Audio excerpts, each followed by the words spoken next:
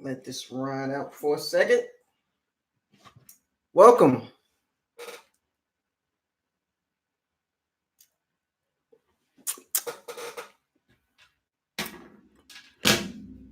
Good afternoon, everybody. BucosLocker coming to you again. Preview video from the Bucks and Cards. Happy Friday to everybody out there, all the Bucks family, Pirates, the Sea Bandits, the Swashbucklers, the Diehards, the Invasion, the 1 million, all y'all, everybody on YouTube. It's Friday. BucosLocker here with a surprise video in the afternoon during lunch. Subscribe to the channel, like all my videos. Make sure you subscribe to the channel. And any generosity to the channel will be appreciated. You know, almost to 1,000 subs, and I'm having a little dispute with Google about my channel. I think they want me to create a whole new channel so they can migrate all my videos from those thieves that stole my channel over to the new channel, and this guy trying to be all weirdo with me. So it's almost coming. I'll get all those videos back and my old channel back. It's called a brand account. So hopefully y'all had a good work week. I did. Do you believe in a parallel universe? I do. And I believe one with the Bucks actually good. Yeah, but let's get to it. So why are we here? Explain that. Why are we here? It's not words with friends. This is words with the Bucks family.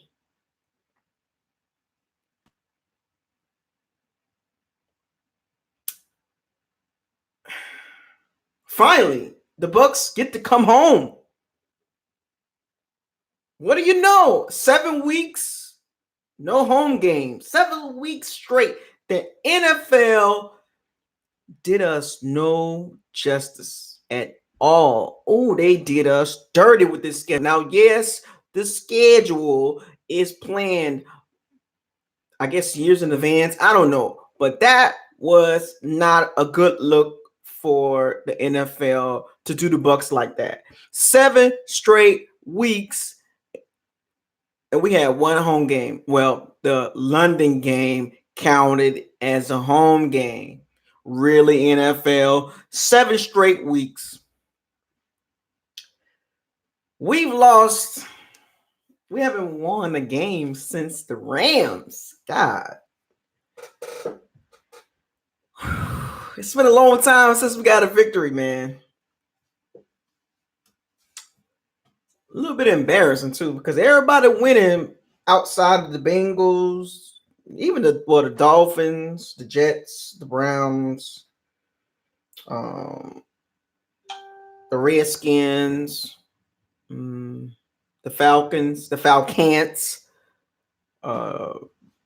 Who else not winning? Pretty much everybody else has got a couple wins here now. But we back home at Raymond James. I know y'all fans out there ready to go to the game. I know it's going to be a little live out there. It's been a while, and people need stuff to do on Sunday. Now, granted, the stadium will not be filled to capacity because we're not winning. You heard me? Once again, we're at the bottom of the rankings when it comes to attendance. Stadium capacity, attendance, we're at the bottom once again for the 8th, 9th straight season, averaging 55,000 fans a game, average per game. Home games. And I get it. When you don't win, ain't nobody coming to see you. Ain't nobody coming to see you, Otis. I mean, let's be real. That stadium gonna be half empty with a bunch of Cardinal fans and some Bucks fans, right? Fans have had it up to here with the no risk, no biscuit, impatient. Everybody's frustrated with Jameis and OJ and Cameron Braid, Dotson, Donovan Smith, right guard situation, Devin White, the secondary, with Vernon Hargraves, Carlton Davis, Jamel Dean. Everybody's frustrated about the team because the team technically should be 4-4, 5-3. In a parallel universe, we should be 4-4 or 5-3. We've lost games we should have won. Let's be real, folks. I mean, you don't need to sugarcoat it. We should have beat the Titans. We was up in the fourth quarter, 23-20. We was up against the Seahawks, 21-7. Should have won that game. Should have beat the Giants.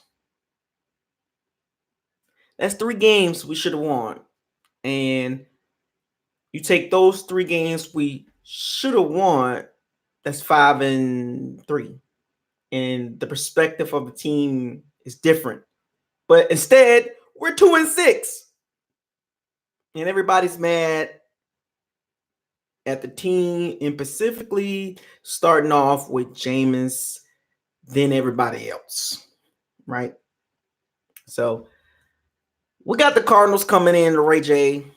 The Cardinals are 3-5. They've won 3 games, 1 game more than us, and they surprised me this season. The Cardinals have surprised me. They're a little different. Kyler Murray, doing his thing.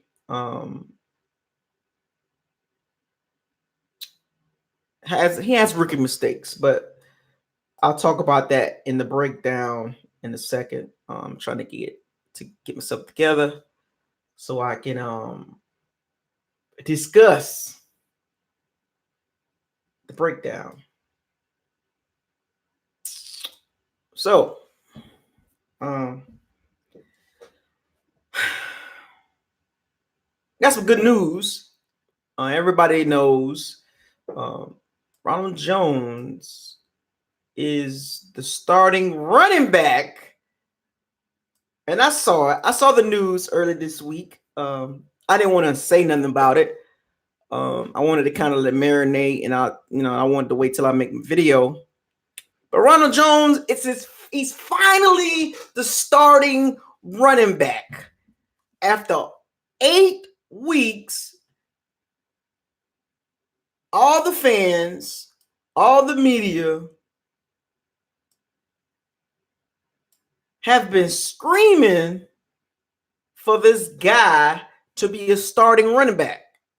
What took so long? That's the confusing part.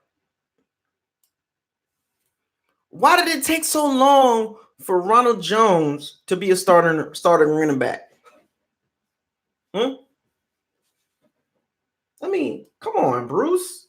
Everybody named Mama knew Ronald Jones was a better running back, except you and Byron and Harold Godwin.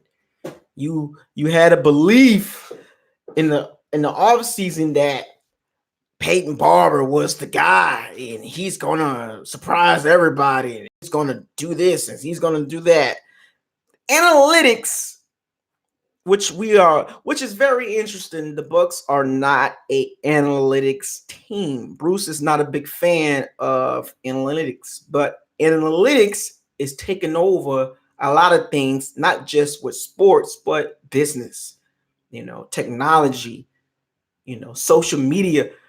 And Bruce was so stubborn with Peyton Barber, 2 yards in the cloud of dust with Peyton Barber, when the analytics showed you Ronald Jones was clearly the better back, the more explosive back, breaks more tackles, gets more yards per game, and looks better fit for the offense. But Bruce, stubborn as he is, to open up and understand that? Well, maybe if Bruce had an analytics team to tell him Peyton Barber is not the guy. I guarantee you, not just me, not just you guys, but the NFL analysts, talking heads, and former head coaches and current know Ronald Jones is the better running back. I mean, it took 8 weeks for Bruce Arians to finally admit that he's wrong. See, Bruce can be stubborn to a fault. It's almost like he had to know Ronald Jones was better than Peyton Barber. But he went out on the limb for Peyton Barber. And he didn't want to look bad. That's his ego, The no risk, no biscuit ego. He want to prove everybody that his decisions is what's best for the team. So what was best for the team is to continue to start a running back averaging 3 yards a carry.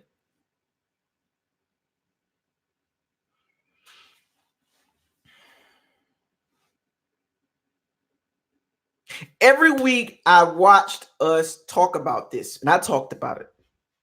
Ronald Jones, well, he's the better back. And now we got the Cardinals. So now we get to see Ronald Jones get 20 touches, maybe 25. We get to see the running game look a little better because Ronald Jones adds some explosion. So he will, I mark my words, he will break one. He just needed more carries. And even after this game, Bruce is going to be like, damn, why didn't start Ronald Jones from day one?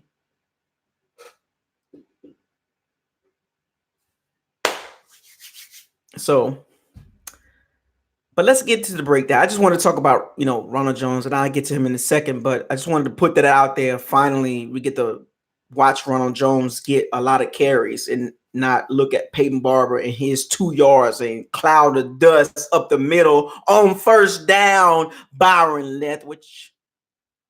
Predictable running game that you keep pushing out there. Where's the zone stretch? Where's the toss? Where's the counters? Where's the off tackles? It's always up the middle with Peyton Barber. But now we get to run some plays on the outside. Now, hopefully the line blocks. Now, and speaking on that, we're going to start with the Bucs. I'm going to segue to the Bucs offense versus versus the Cardinals defense. I still got the Carolina game in my head. The Bucs offense versus the Cardinals defense. Advantage Bucs. The Cardinals defense is not good, specifically against tight ends. Patrick Peterson has been back for a couple of weeks, has not looked good. I guess he's still trying to get his football legs under him. He will be guarding Mike Evans. That's going to be a fun matchup. It will be exploited. What did Mike Evans say? Mike Evans said, "I am open I'm open even if I'm covered." Say that 5 times fast, but that's going to be a good matchup. Now, this is a guy that we wanted on our team, Patrick Peterson, at the trade deadline, and we didn't do it. We'll probably get him in the off season. We'll see. Patrick Peterson is not washed. He just been out of the game for half of the season. But the way our offense is built, Jameis Winston will be throwing the ball down the field because we throw the ball, and I wrote this down, 61% of the time. 38% of it is running. Talk about a disparity. Jesus Christ. And this is objectively speaking, right? I'm right here. It's real facts. Numbers don't lie, but people do, right? We run the ball 38% of the time. I'm pretty sure that percentage is in the bottom half in the NFL. When you don't have the proper balance, it causes imbalance, right? I mean, let's be real. That explains a lot of the turnovers via interception. When you're throwing the ball 61% of the time. Arizona pass defense, if I'm not mistaken, I'm looking right at it right now. 29th in the league. Rush defense, 23rd in the league. They give up 280 yards a game passing. The defense allows 126 yards a game on the ground. 400 yards a game total defense they give up. We will not have a problem scoring points and getting yards and first downs and running the ball, passing, whatever. We do whatever we want to do with Arizona's defense. Now, they do have a troublesome pass rusher that goes by the name of Chandler Jones. Now, he had 4 sacks against Daniel Jones. That's the Giants O-line, but he will be lining it up against DeMar Dotson and Donovan Smith. Can these guys hold up the entire game and not allow a sack for a change? Or if they allow a sack, don't let it be a game-changing sack or strip fumble like the Titans situation or the Seahawks situation. I'm tired of seeing in key moments the right and left tackle giving up bad sacks. Now you got to deal with Chandler Jones and old man Terrell Suggs. Shouldn't be a problem, right? On paper, we should be able to get 400 plus yards total offense, right? 300 throwing, 100 passing total, right? Chris Godwin. Who's going to guard Chris Godwin on Arizona? Byron Murphy, the rookie cornerback from Washington. And if we had a tight end worth a damn, I mean, I'm speaking on what have you done for me lately? OJ and Cameron Brate, unfortunately, have been a total disappointment, and they haven't done anything of worth but drop balls, cause interceptions, and get hurt. They both stay hurt, and they get a lot of money is tied up into those 2 tight ends. I think it's like $12-13 million, maybe 14-15. I don't know. OJ's rookie contract on 2 tight ends that's not producing. That makes me a little nervous. And Arizona doesn't guard tight ends that well. According to analytics, Bruce, it'll be behooved of you to use OJ Howard finally in the red zone and Cameron Brate on third downs. You have more than enough weapons to not throw the ball to Brashard Perriman.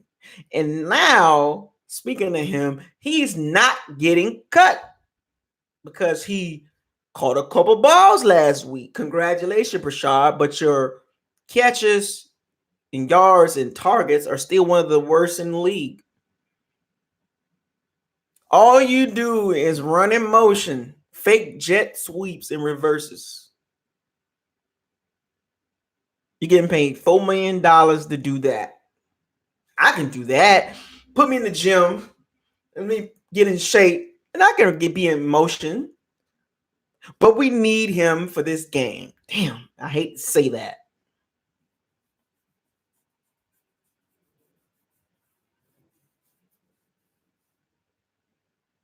Scotty Miller, where's your football awareness? You had a touchdown last week that you messed up. Tanner Hudson, when you gonna start catching some balls, man? You had your shot and you blew it. You probably won't see the field for the rest of the season unless Bray and Howard gets hurt, which is a high probability. Tanner Hudson will see the field again. Justin Watson, you're a special teams guy, man. You don't offer nothing to the offense, which is concerning to me that all this hype about Justin Watson and we're not even using him. So I don't think he will be on the team next year if they're not going to use him. Replaceable. Random. This is a little off here, and I'm going to say this. Remember that guy that goes by the name of Hunter Renfrey? Y'all never heard of him? The guy that we passed up from Clemson. You know, slot guy, aka Adam Humphrey type receiver, Julian Edelman, Wes Welker type guy. He got about 26, 27 catches.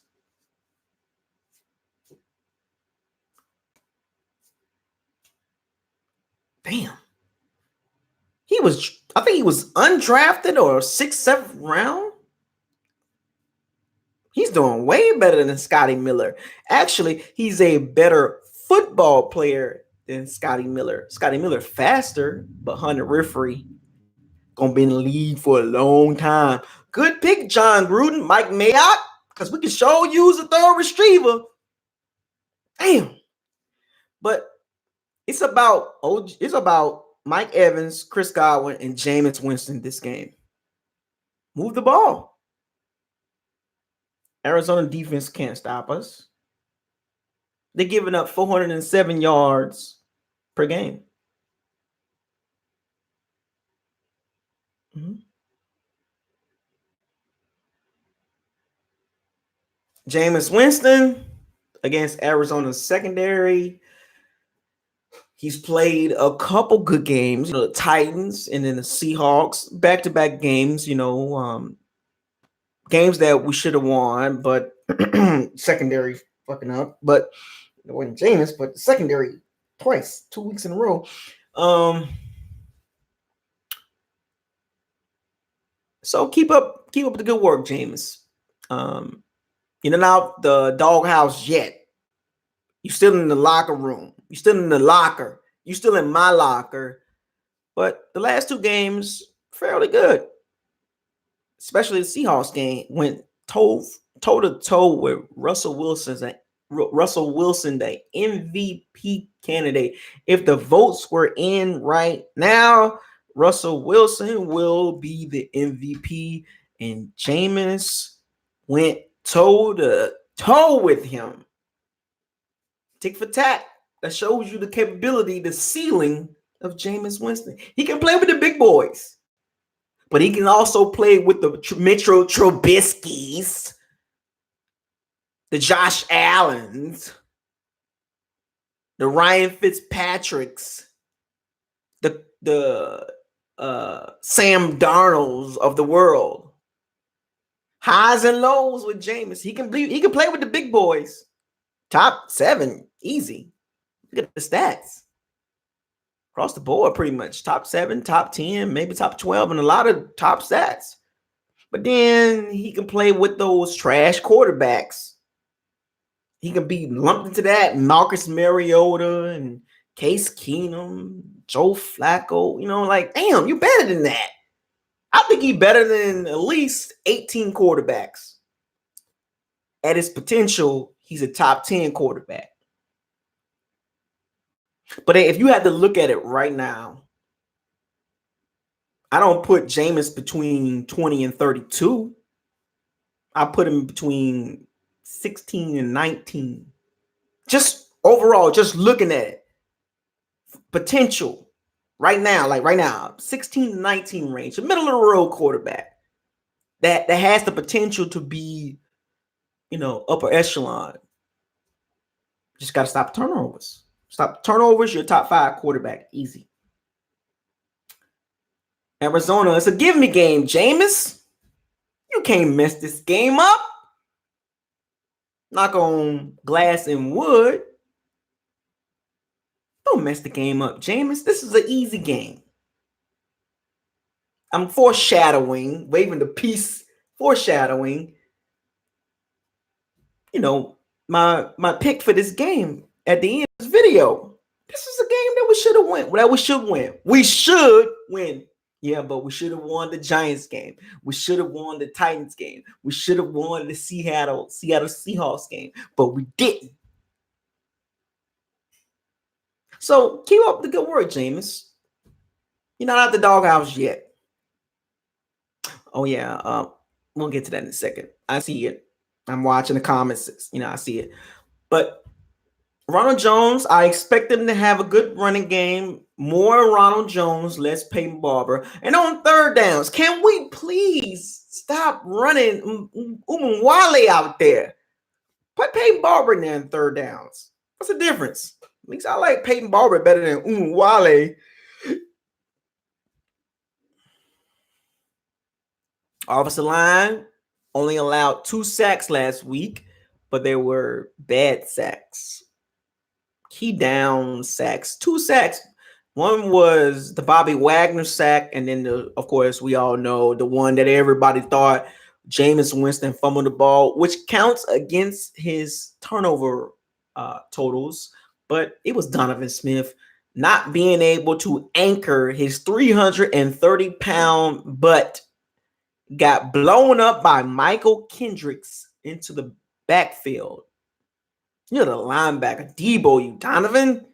You was playing good that game until you gave up that horrible strip sack. Oh, man. He's a better right guard. He's a better right tackle or guard. I'm telling you, I promise you, folks, if they move Donovan Smith to right tackle or guard, he will be a Pro Bowl hands down. He's not a really bad lineman. He's just not a good left tackle to me. He's not top 15. Donovan Smith ranks in between 16 and 25 as far as left tackles. 32 starting left tackles. Donovan Smith is the bottom, the second half of 32, between 16 and about 25.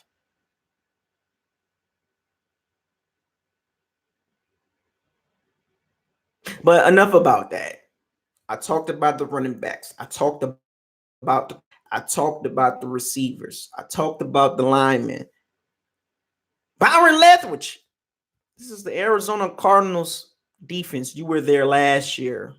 You should know how easy it is to move this team. This team should not struggle offensively to move the ball. I mean, we're 4th in scoring at 28 points a game. 13th in offense, a little down from last season. That's just because it's a new system. But 13th in offense, total offense. 7th in passing, a little off from last year. But like I said, it's a new system. 277 yards a game passing the ball. 19th in rushing offense at 99 yards per game, which is better than last year. But it's not equating to wins. More on that in a second. 7th in first downs per game. See, I mean, these numbers the Bucs are a very awkward team. 16th in red zone offense. That's not bad. Third downs, we haven't been good at all. 20th. There was a grid that somebody put up on Twitter. Good teams with good defenses was on the right, top right, and then good teams with good offenses with good defenses was top right, and then like good offense with bad defense was like bottom right. But we were not only bottom right, but we were bottom right. We was by ourselves.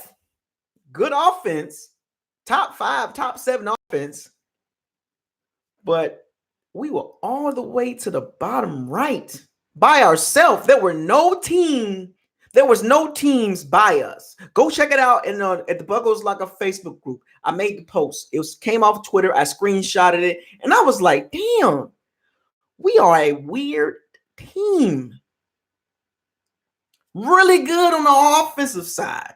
Despite the fact with the turnovers, the sacks, the poor line play, no running game, pretty much, or middle of the road running game. But our offense is still top 10.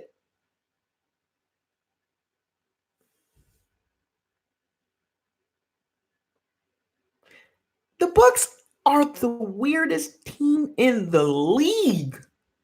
We was bottom right, bottom right, like way over there. It was an anomaly. Everybody else is pretty much in that same area. We way down in the right with a good offense, but a horrible defense. How you gonna have a top 7 offense and have a defense 31 in the league? Like, it don't make sense. That's why we 2-6. Yes. The San Francisco game and the Panthers game. Those were 2 games that was like really bad. Okay. But outside of those games, bruh, defense. What the hell? The offense is doing their job despite inconsistent quarterback play, inconsistent O-line play, inconsistent running game, inconsistent play calling. We have a top 10 offense. Defense, bruh, you're killing us. Come on, man. God, it's weird. Carmelo, straight to the head. Like, what are we doing on defense? Todd Bowles, and I'm about to transition right into the defense for this game. Why can't we have a good defense? How many years has it been since we had a top 15 defense? Can anybody in the comments section really quickly, or quick as you can, find out when was the last time the Bucs had a top 10 overall defense? Go far as back as you can, bruh. Go past the Jameis Winston era. Go to the Mike Glennon, Chris Sims. Go back. Because I know a lot of people like to talk about this regime, and we can keep it to that point. Matter of fact, go back to Jameis Winston's rookie season, 2015. What was the defensive rankings since Jameis was a starter? And I'm going to tell you why I'm talking about this, how it ties into this game.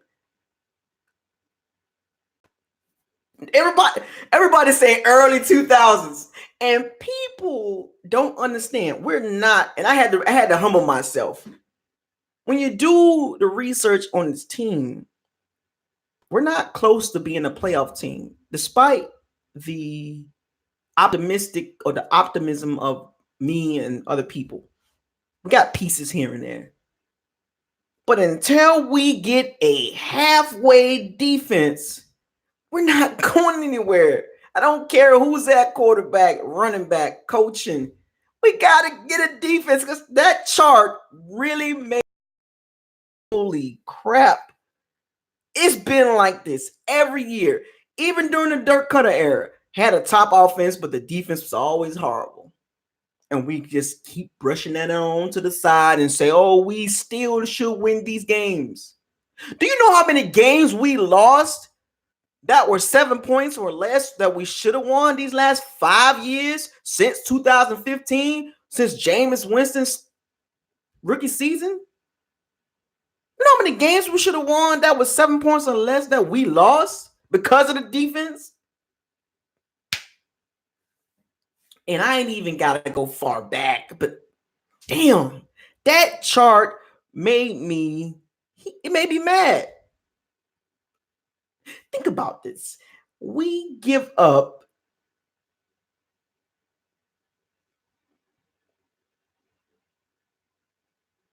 scoring defense. The Bucks give up 27 points a game. We averaging 28 points a game. How many games do you think we can win giving up 27 points per game? Yes, you can factor in all this stuff. Pick sixes, Jameis turning the ball over, giving his offense a short field. But it's the defense job to stop them.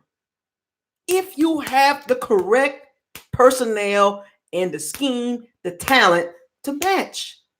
And unfortunately, we can't do that. Yes, turnovers happen when you passing the ball 61% of the time and running the ball 38%. When you start digging into this team, it's a lot of reasons why we're losing the game, not just one reason. And looking at this Cardinals game, this should be a win.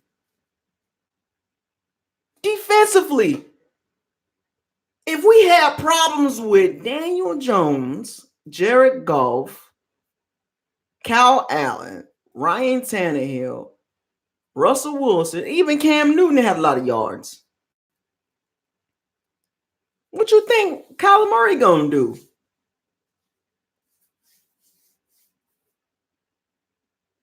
What's the over-under on Kyler Murray throwing for 300 yards? Y'all think he gonna throw for over 300 or he's gonna be under 300 against our secondary?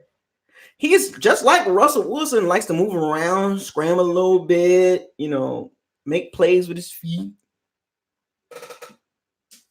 And we got to deal with this little guy.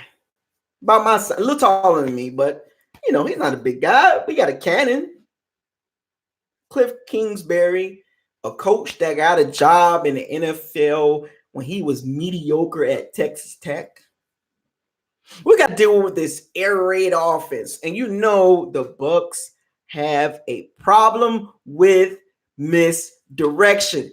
Go back and watch the college offense that the Carolina Panthers ran against us with Cam Newton last year. Air raid offense is side to side, jet sweeps, options, and all that stuff like that, misdirection plays. And for some strange reason, and it's been reports that Todd Bowles he's simplified the defensive game plan. And unfortunately, Carlton Davis, Jordan Whitehead, Mike Edwards, Andrew Adams, Vernon Hargrave, they still don't get it. So what is it now? Is it football IQ? Is it the scheme that don't fit the players? Are they not fast enough? Like, how simplified how simple can you get on defense? And they got real simple last week. Just play man. Couldn't even do that. First, it was Mike Smith's scheme don't fit the players. And Mark Duffner. Got Todd Bowles still having the same problems. So now it comes down to the players. It's you, Carlton Davis.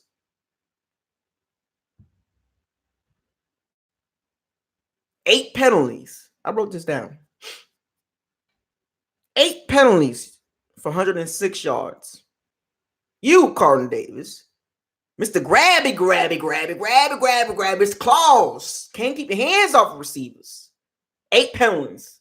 You, but you're starting. And Bruce Arians said, that's our best cornerback.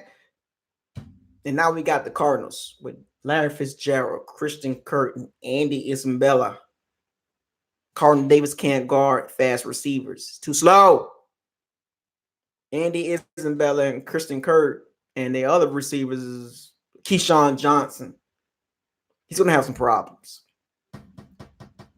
He's going to have some serious problems. Vernon Hargreaves, you done been in a couple schemes. Lovie Smith, Mike Smith, Todd Bowles. You can't play zone. You can't play man. You can't play cover 3 quarters, dime. Barely can play nickel. So what is it? It's you. Vernon Hargreaves gives up a lot of yards, regardless of where he lines up at. And now we got Andy Isabella, who runs a 4-3. Christian Kirk, Larry Fitzgerald, the smooth veteran, and Keyshawn Johnson.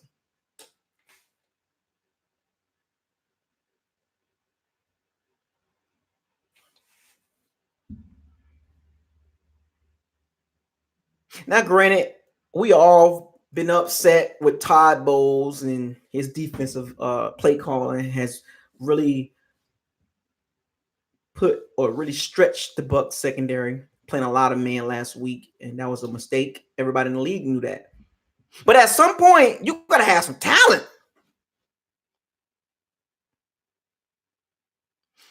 Talent, coaching plus talent equals a good scheme overall. And unfortunately, folks, we have a really bad secondary. That's the number one reason why we're 2-6. This game we should win. Looking at the numbers, I picked us to win this game. High scoring game, unfortunately, because we gotta win shootouts because we're giving up 27 points a game and we're scoring 28 and we're 2-6. So it's a shootout, folks. Get ready. Buckle up. You strapped in? You strapped in? Shouts out to New Jersey Twerk. You strapped in? Because this is going to be a high-scoring game. Even if the Bucs defense play good in the first half, even halfway through the third quarter, and they can be up 24-10. Here come the fourth. Can't finish a game. Because Kyler Murray, and they're going to run this hurry-up offense, hurry-up air raid, and the Bucs going to get gassed.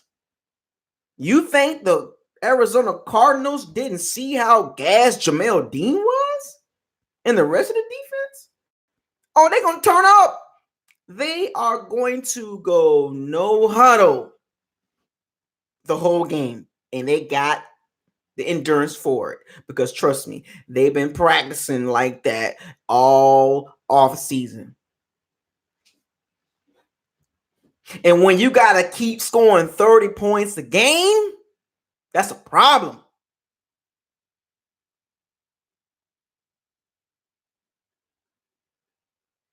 I just hope we have enough points to win the game. Look how much pressure that I got to put on the offense and Jameis and Mike and Chris Godwin and Ronald Jones, the O-line, to put up points. We got to score a lot of points to win games, folks. Whether y'all like it or not, the secondary is the biggest problem. It's the biggest reason why we're 2-6. And we're losing games like Giants, the Titans, and the Seahawks. Can't stop nobody. Oh, well, we got number 1 running defense in the league. But no. I don't care about being number 1 against the run. Don't care. Give me number 12 against the run and give me 15 against the pass. Okay?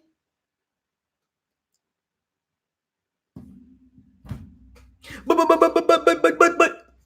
we're number 1 against the run. I don't care. Teams don't care really about running the ball against us. It's very obvious. Kyler Murray and his weapons, David Johnson, Kenyon Drake. You think they finna it's insane to just keep running the ball on us. Yeah, the Seahawks got away with it. But Chris Carson had one big run. To be honest, outside of that, he didn't do anything. It'll be insane to run the ball the whole game against us. If you think the Arizona Cardinals are going to run the ball against this front seven, you are out of your damn mind.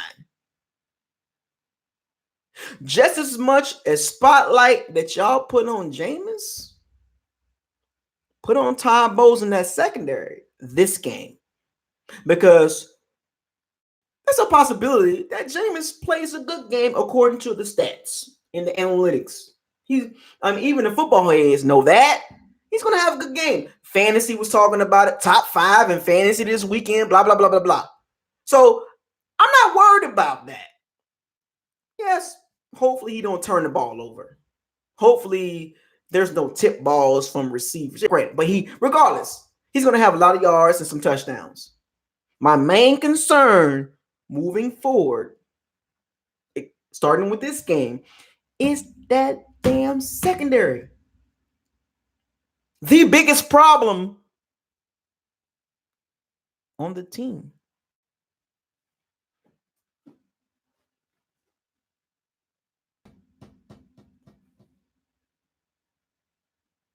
Because there's a lot of young guys that's been drafted by a lot of teams these last 2 years in the secondary playing pretty good. But our picks can't play good. I don't care if you're young because there's too many young guys playing good. So I'm expecting some improvement. Damn, just hold somebody under 300 yards. 31st in pass defense. And y'all think we finna win some games? Last night, a little sidebar for a second. I watched the Chargers and the Raiders. Thursday night football. Phillip Rivers is pretty much washed. The Chargers should move on from him and get a young quarterback. They'll be a fool to pay Phillip Rivers any money at that age, based on what I saw tonight in the last 2 seasons. I wouldn't even move on from him. They should have been moved on from him. In that same class with Eli Manning. Roethlisberger. I watched Phillip Rivers throw 2 interceptions in the first quarter. Chargers defense stopped him both times.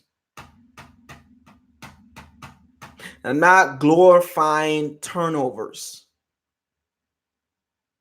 But what is the defense paid to do? Stop people. That's what the Chargers defense did.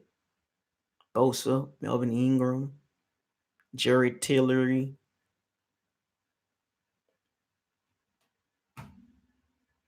Denzel Perryman, Casey Hayward, Desmond King, Mike Davis, Thomas Davis. They stopped him. Phillip Rivers threw 2 interceptions.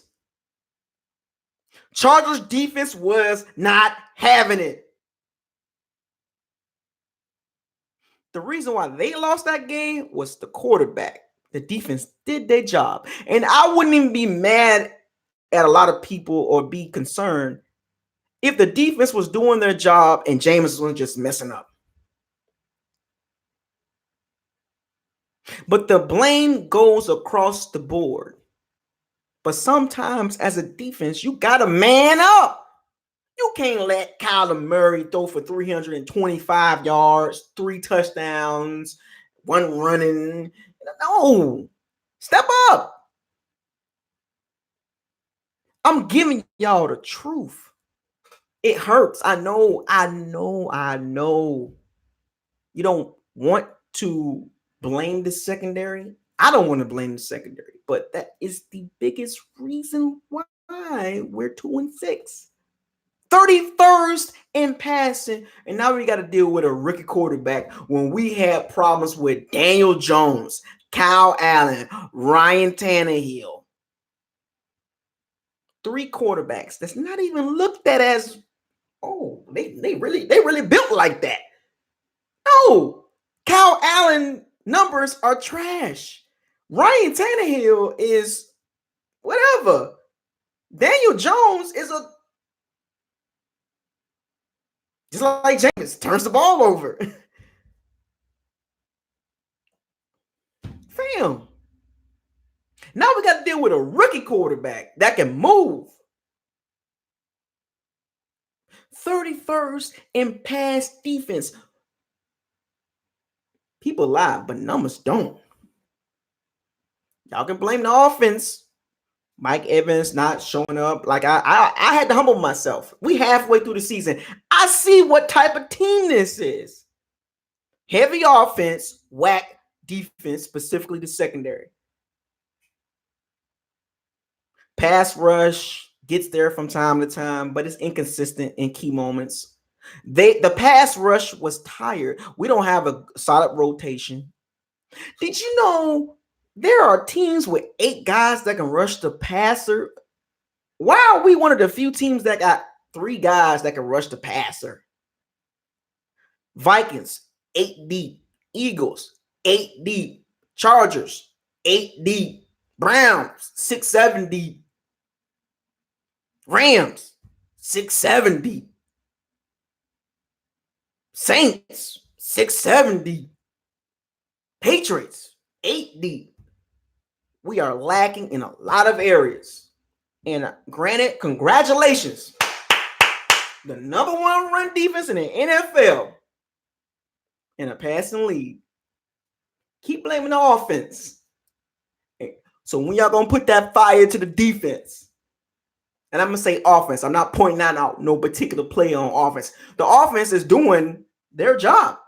Despite all the drop balls, the miscommunication, and the sack fumbles, and Jameis Winston holding the ball too long, Mike Evans not in the game, Rashad Perrin been messing up, the O-line giving up sacks.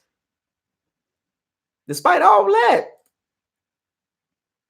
13th in total offense, 7th in passing offense, 19th in rushing offense.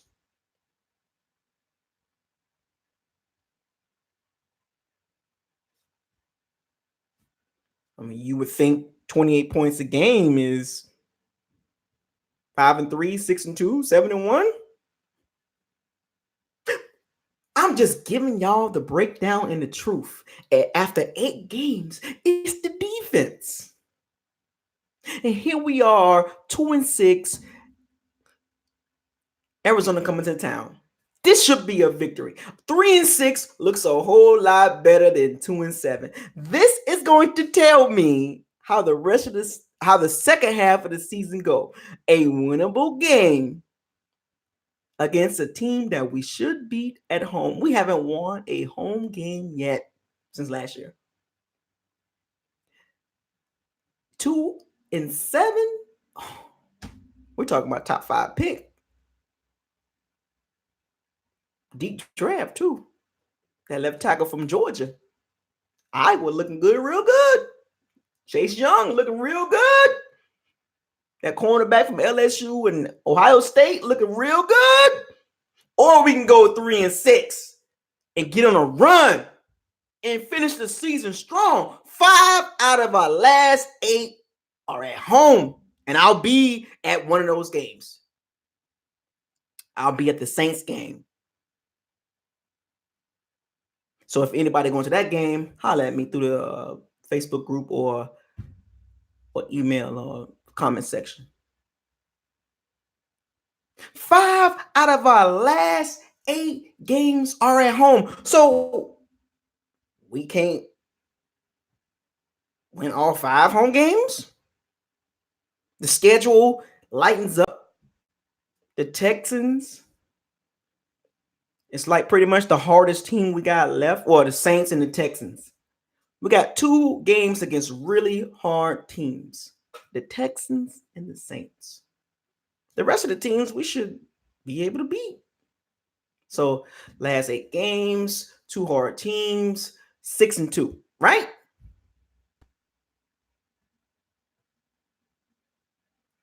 Just saying. It's possible we can go 6-2 and finish the season 8-8. Momentum is the key for the second half of the season.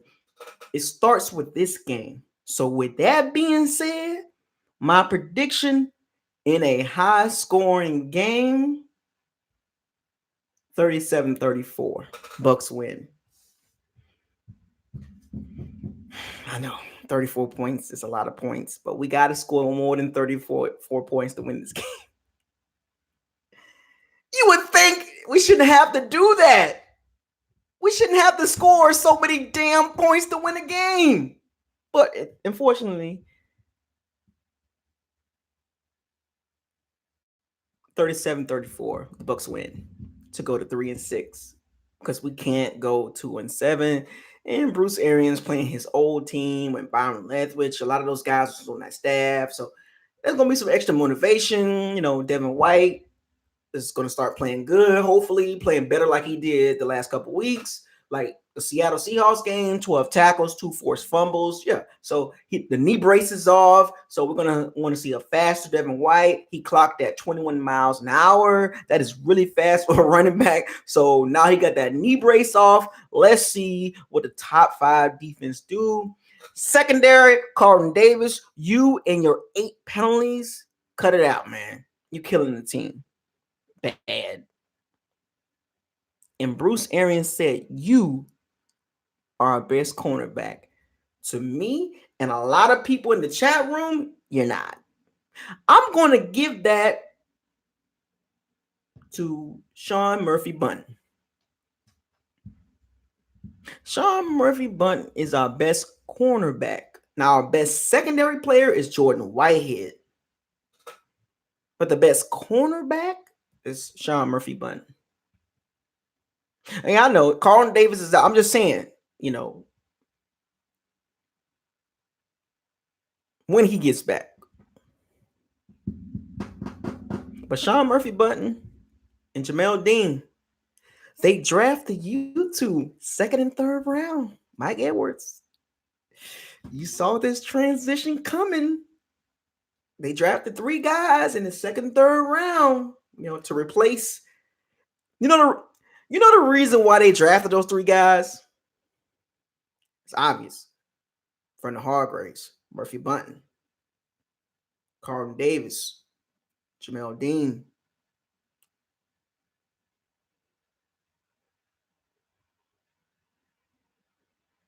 And then they drafted a safety. They drafted those guys for a reason, to replace MJ Stewart, Carlton Davis, Vernon Hargreaves, because that's from an old regime. They know that those guys were not good. They just had to give them a chance to learn the system and see if they can thrive in a new system. And unfortunately, Carlton Davis, Vernon Hargreaves, MJ Stewart have not thrived in this system. Gotta go. You will not see MJ Stewart, barring injury. He will not see the field again. Maybe special teams, but he will not be a slot guy ever again, let alone in the league. Murphy-Bunting actually been playing pretty good.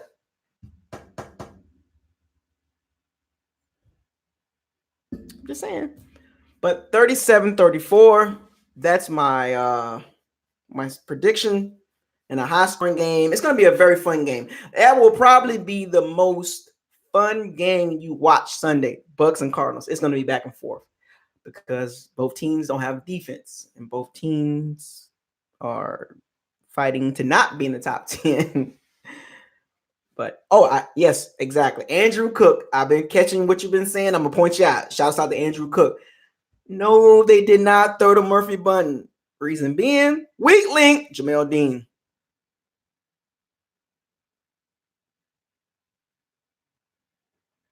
Yeah, actually, the last couple weeks, teams are not throwing at Murphy-Bunting like that. I'm just saying. I don't know if y'all peeped that or caught that. The last 2 weeks, they're not throwing at Murphy-Bunting. They're like, nah, we're going to attack Jamel Dean and Carlton Davis. Go back and watch the film, folks. Murphy-Bunting, he ain't getting tested like Carlton Davis and Jamel Dean. Am I lying? Anybody in the comments section peep that for the last couple of weeks with Sean Murphy-Bunting? 2 weeks in a row, teams are not throwing at him heavy.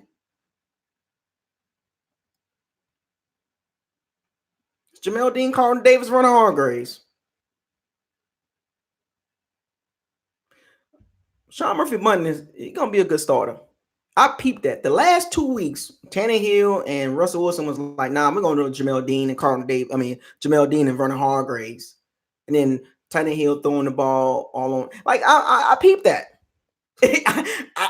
I know I ain't the only one that saw that, but I'm like, damn, they keep testing Jamel Dean and Carlton Davis the last couple weeks and Vernon Hargraves. They're not even testing Murphy-Bunting. Could that be our Marshawn Lattimore or Jaire Alexander type of cornerback? Did Jason Light come across a good corner? Well, somebody had to pan out, right? Somebody had to pan out after all these picks in the secondary for the last 2 weeks. Looks like Murphy-Bunting is here to stay. Remember, 9 guys the last couple years. If 1 or 2 hit, we can build off that. And it looks like Murphy-Bunting so far these last couple weeks started out in slot. Now he's in corner. He gets it. And everybody see it. Yes, I know. A lot of people was not happy with the Murphy-Bunting pick. But hey, I wasn't too happy with it. I wasn't happy with the last couple picks these last couple years. But hey, got to deal with it. The Bucs should have got Greedy Williams, if you ask me. But hey, Murphy-Bunting, he's doing fine. And I think he'll continue to do fine. So, shouts out to you, Sean Murphy-Bunting. I'm watching you, man. I got my eye on you. And Devin White. I'm not worried about Via and Barrett and JPP, Levante. I'm not worried about them. Devin White and Murphy-Bunting. Cornerstones. But now that you have Derwin James, and we go to Derwin James. Okay, we know obviously Derwin James and Minkah Fitzpatrick should have been the pick. I get it. I'm not going to beat that dead horse no more.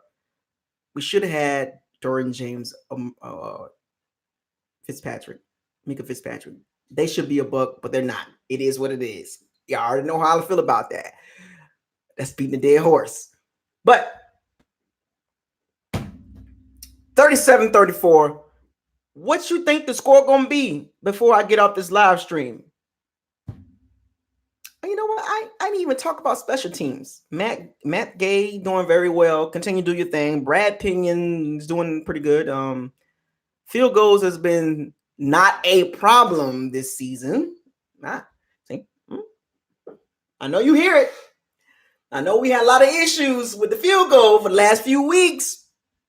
Last few years, but this year the field goal kicking team hasn't been a problem outside of the Giants game, really. But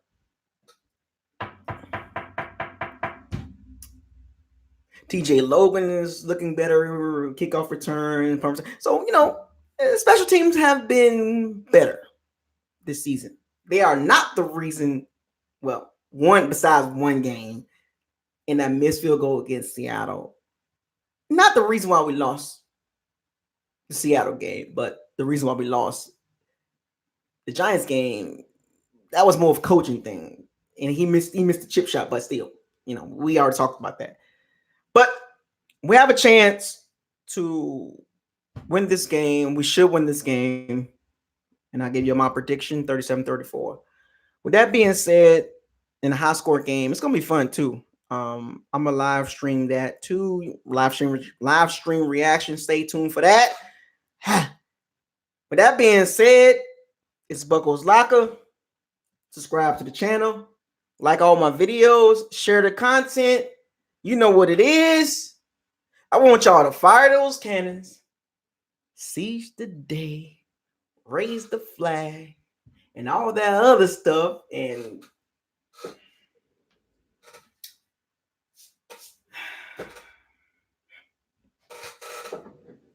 no risk.